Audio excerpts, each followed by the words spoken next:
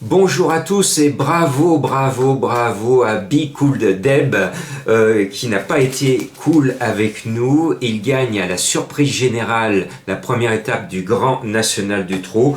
Donc coup de chapeau, c'est le genre de cheval qui dégoûte les nouveaux parieurs parce qu'il y a plein de personnes qui me disent mais comment on pouvait mettre ce numéro 9 alors impossible à mettre. Il n'avait rien fait, ses performances 5e au monté, 8e, 4e distancé au monté, distancé au monté, distancé au monté, 5e au monté, 8e, 11e, et tout d'un coup il gagne à la parade et voilà, donc il n'y a aucune logique aux courses quand on voit une telle arrivée. Il gagne à 100 contre 1, cheval préparé, bravo, donc bravo à l'équipe, mais ce genre de choses dégoûte les nouveaux joueurs parce qu'on ne peut pas leur expliquer pourquoi le cheval gagne comme ça. Il n'y a aucune explication, il n'y a aucune logique. Bon, heureusement, je sauve l'honneur, mon coup de cœur, je l'ai poussé d'Egana Ouida, j'y croyais fort, c'était mon coup de cœur, ma dernière minute pour mes abonnés. Il finit deuxième, il a failli gagner, mais Be Cool n'a pas été cool avec lui. Bon voilà, on va vite tourner cette page, on va vite oublier ce grand national du trou qui a bien mal commencé pour essayer de nous rattraper sur un quintet clodoaldien, c'est le drôle de nom des habitants de Saint-Cloud. Il y a un cheval qui est super bien en début de saison, qui va être ma favorite. Elle se livre bien au tout début de saison.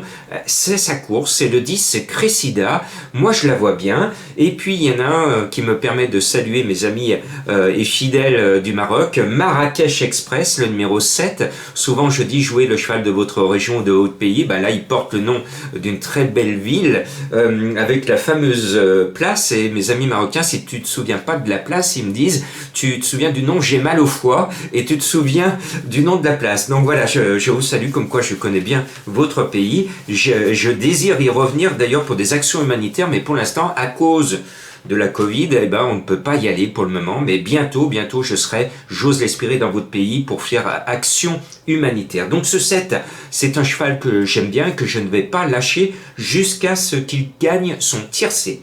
Et puis le 12 Isidro, ça a été la révélation de l'hiver, 2 fois magnifique deuxième de quintet, et puis la dernière fois, plouf, pas là, ça arrive. Bon, il m'a présenté un mot d'excuse. Normalement, il devrait se retrouver au mieux dans cette compétition. Et puis, l'autre fois, on a vu notre ami Gauvin. Donc, je suis lyonnais, je ne l'oublie pas. Mais l'autre fois, on pensait que le plus chargé des Gauvins était la meilleure chance. Et finalement, ça a été le plus léger des Gauvins qui a gagné. Et facilement, le 15, Go Wise Wind, eh bien, il va faire souffler encore le vent.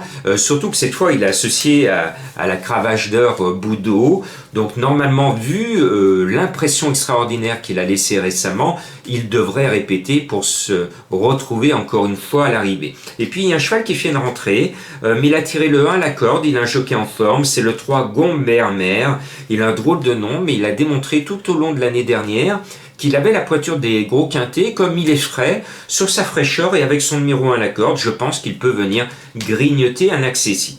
Il y a un cheval que j'adore parce qu'il est très régulier. Bon, il s'est planté là en ce début d'année, mais on va le pardonner. C'est le 2 Champ de Mars, il a le 5 à la corde, c'est Maxime Guyon qui est dessus. Je pense qu'il devrait reprendre ses bonnes habitudes et rentrer au balance, c'est-à-dire pas très loin des premières places.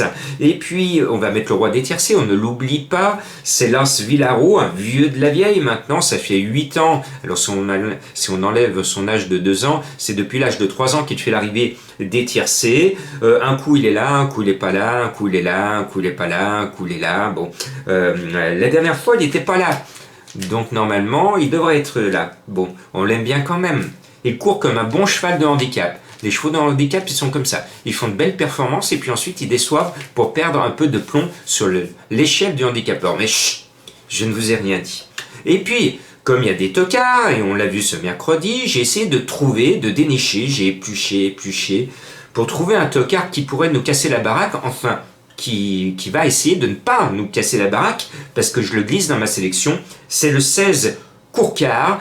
Alors il fait une rentrée, il aurait eu une super chance en deuxième épreuve, il est dans la première, il est le plus léger de tous, et comme c'est un cheval qui a de l'expérience, qui aime l'hippodrome de Saint-Cloud, je pense qu'elle se pose sur sa fraîcheur, comme il est souvent allant, alors il peut attendre, mais souvent il aime bien les devants.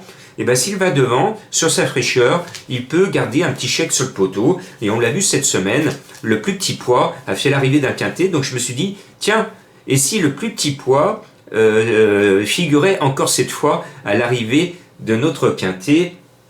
Et il y avait une célèbre pub quand j'étais petit qui disait, c'était Pipiou, qui disait il faut toujours un petit pois chez soi. Eh bien, il faut toujours un petit pois dans son ticket ou sur son ticket. Voilà, bonne chance à tous et j'espère qu'on n'aura pas un gros tocard qui va encore nous casser la baraque.